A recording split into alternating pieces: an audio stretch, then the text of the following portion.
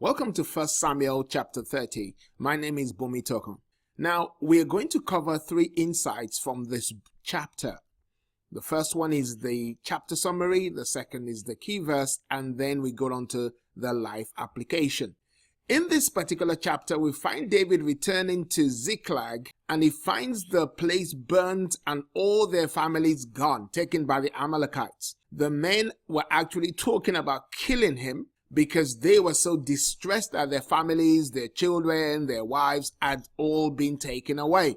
And now David found strength in the Lord. Then God told him to pursue and that he would actually recover all that was lost. David then went after the Amalekites, and on the way found an Egyptian whom his Amalekite master had dropped because he was feeling sick. David fed him. The guy regained his strength and took them down to the camp of the Amalekites. David recovered everything that was lost and more than what was lost actually. On their way back, some of the men did not want to share the bounties that they recovered because they wanted to keep more for themselves. The Bible calls them wicked men. But David insisted that those who stayed behind and those who went to war must have equal share. David then makes this a law in Israel, and then goes a little bit further by remembering those who had helped him and sending them gifts as well. So we find the key verse. So what is the key verse in this chapter? I consider the key verse to be verse 6, where it is said that David was greatly distressed because the men were talking about stoning him. Each one was bitter in spirit because of his sons and daughters, but David found strength in the Lord his God. Remember that if Saul had eliminated the Amalekites as God had told him, the Amalekites would not have come back and take away what belonged to David and his men.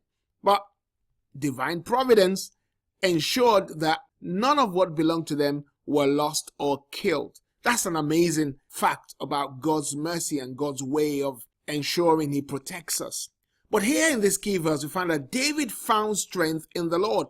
While people were talking about killing him, knowing that he himself was in distress, he still turned to Abiathar, son of Ahimelech, who was the high priest at the time, and he prayed asking God, what shall I do? God gave him direction, and he followed the direction of God, and that resulted in him being able to recover everything that had been taken away from them. So, what's the life application? Here's the life application for us.